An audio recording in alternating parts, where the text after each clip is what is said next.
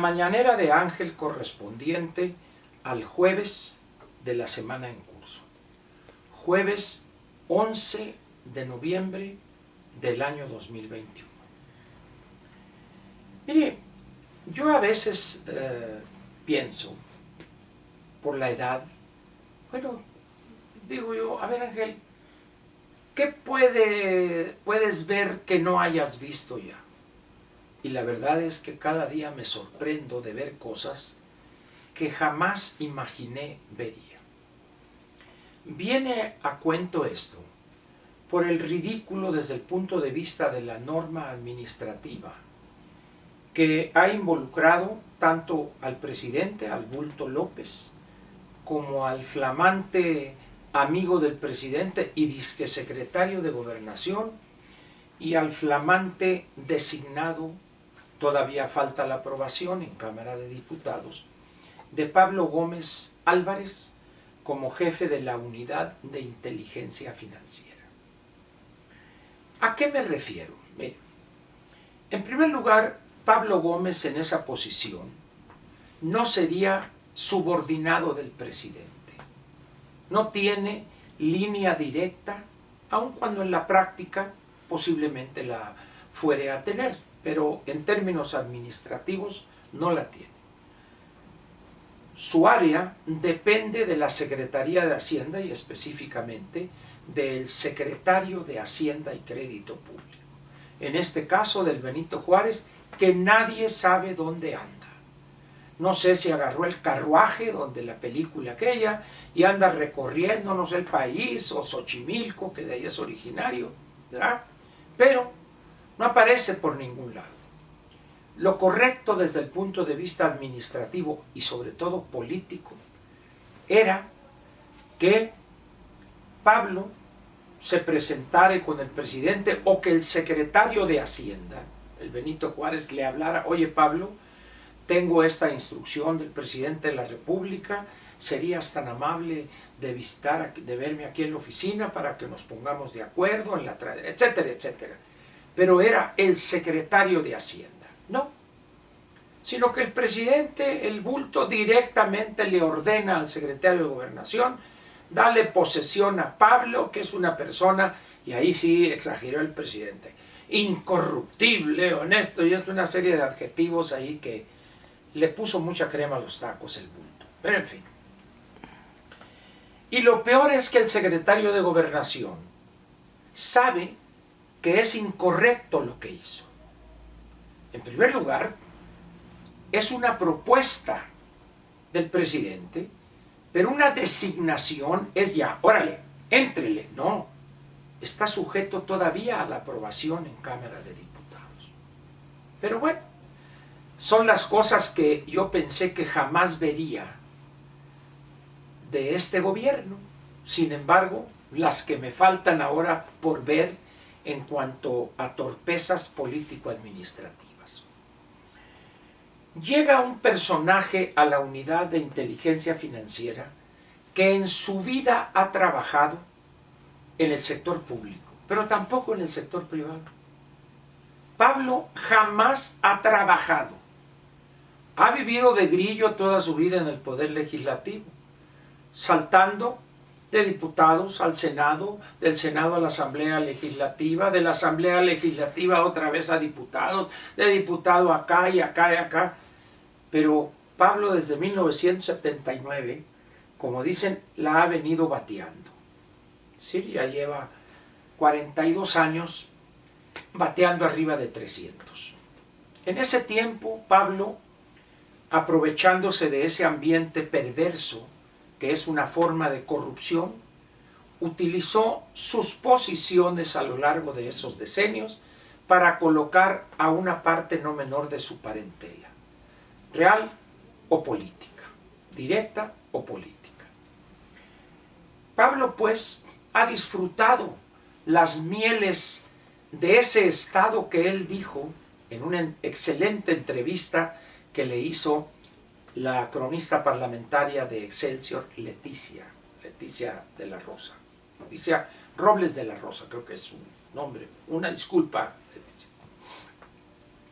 Y y dice, el objetivo de este gobierno es acabar con el Estado corrupto. A ver, Pablo, pero si tú eres uno de los que ha aprovechado ese Estado corrupto para tener una posición económica desahogada, muy desahogada, tus familiares obteniendo sueldos que no corresponden a su experiencia, tú mismo al aceptar un puesto para el que no tienes las calificaciones que serían obligadas, estás cayendo en esa corrupción que señalas. De tal manera que hablar de que vas a acabar con el Estado corrupto, pues prácticamente te estarías suicidando, lo cual no creo que vas a hacer. Pero al margen de Pablo, que sería un puesto menor en esto, estamos ante un desprecio de la legalidad, entendiendo aquí por legalidad el cumplimiento de los requisitos mínimos que debe satisfacer quien es propuesto para este o para aquel puesto. Ejemplos: desde que llegó la doctora Graciela Márquez a la Secretaría de Economía, que nada hizo porque no la dejaron hacer y porque no se apanteró ella para decir, a ver, a mí no me van a ningunear, y si me van a ningunear, ahí les va su pinche puesto, ¿no? Se sometió a eso. Y luego llega la tía Tatis, qué vergüenza. No. Y así han llegado varios. Y hoy llega un personaje como Pablo Gómez, un hombre que toda su vida fue, mientras existió el Partido Comunista, cuadro profesional del partido. Recorrió medio mundo en festivales mundiales de la juventud, en congresos de partidos políticos comunistas hermanos, etcétera, etcétera. Ligado a uno de los grupos más corruptos que conoció a lo largo de su historia el Partido Comunista. Sin embargo, bueno, pues a los 75 años de edad todavía queda, después de la buena vida y la poca vergüenza, diría alguien, el clásico, todavía le queda algún tiempo para seguirla bateando.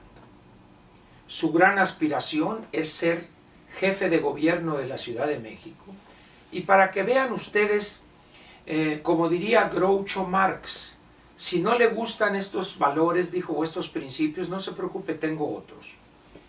Pablo Gómez, cuando se planteó la posibilidad que López fuera candidato a la jefatura de gobierno sin cumplir con los requisitos constitucionales en aquel entonces, él y Demetrio Sodi, que también buscaba esa candidatura, se quejaron ante la autoridad, argumentaron la violación constitucional y dijeron de todo. Hoy vean ustedes la posición de Pablo Gómez primero, cuando estaba prácticamente de amanuense de Mario Delgado, en los 3 años, ahí cuando coincidieron como diputados, y luego Pablo, con esa aspiración de querer ser jefe de gobierno de la Ciudad de México, consideró que ser reelegido o propuesto por la vía plurinominal no le convenía, sino que debería obtener esa diputación por la vía de la mayoría relativa. Cuadri va a estar al frente, ¿no? Pues va a ser piece of cake, dirían los norteamericanos. Pues ese piece of cake le puso una zurra a Pablo. Una zurra total que lo dejó fuera. Después de tantos años de andarla bateando de un lugar a otro. Y llega la decisión salvadora de quien no respeta las formas en modo alguno. No le importa al bulto nominar para un puesto que requiere conocimientos altamente especializados y experiencia en la persecución de delitos de cuello blanco, de corrupción, etc., a una persona que jamás ha trabajado en el sector público, igual que el Benito Juárez en Hacienda. Pero aquel, pues sí, ha trabajado en la cosa de análisis de riesgo y lo que quieran, pero jamás ha coordinado la elaboración de un presupuesto de egresos. Y ahora llega Pablo cuando pues jamás ha participado o sea, no tiene experiencia jurídica en el combate de esos delitos, pero ahí va a estar. Y lo peor llega y de manera tronante dice lo que ya comenté hace un momento. El objetivo o la tarea es acabar con este Estado corrupto. Y con el dedo, ya sabe usted, ¿no? Nomás le faltó decir, como dijo el preopinante, ¿verdad? La verdad es que nos falta mucho por ver en cuanto al ridículo se refiere de este pseudo gobierno. Gobierno de pedorrillo, de pacotilla. El que sufre en todo esto es el país y su economía, y se socavan las bases de un mejor futuro para las generaciones que vienen. El presidente no le concede importancia alguna a ese tipo de cosas. Simplemente quiere aumentar las clientelas políticas, fortalecer las existentes y acumular poder y más poder. Es lo único que entiende él.